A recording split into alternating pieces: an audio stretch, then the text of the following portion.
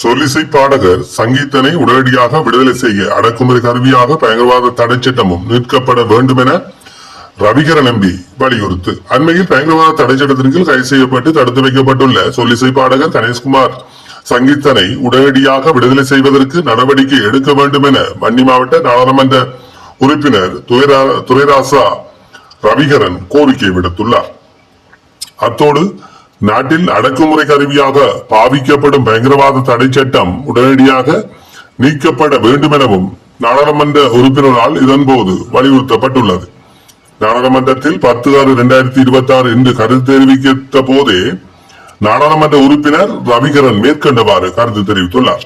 இது தொடர்பில் அவர் மேலும் கருத்து தெரிவிக்கையில், கிளிநொச்சி மாவட்டத்தின் உதயநகர் கிழக்கு பகுதியைச் சேர்ந்த கணேஷ்குமார் சங்கீதன் என்னும் சொல்லிசை பாடகர் அண்மையில் பயங்கரவாத தடை சட்டத்தின் கீழ் கைது செய்யப்பட்டு சிறை வைக்கப்பட்டுள்ளார். இந்த நாட்டிலே காலத்திற்கு காலம் இவ்வாறான கலைஞர்களும் படைப்பாளர்களும் ஊடகவியலாளர்களும் தமது கருத்துக்களை சுதந்திரமாக வெளிப்படுத்தியதற்காக பயங்கரவாத குற்றத்தடுப்பு பிரிவினரால் விசாரணைக்கு அழைக்கப்பட்டு அச்சுறுத்தப்பட்டுள்ளனர். பல படைப்புகள் வெளியீடு செய்ய முடியாமல் தடுத்து வைக்கப்பட்டுள்ளன. தற்போது இந்த கலைஞருடைய கைது இடம்பெற்றிருக்கின்றது.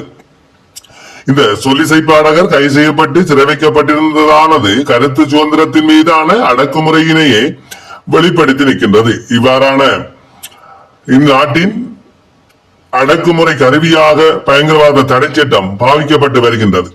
எனவேதான் இந்த நாட்டிற்கு பயங்கரவாத தடை சட்டம் தேவை இல்லை என நாம் தொடர்ச்சியாக வலியுறுத்தி வருகின்றோம்.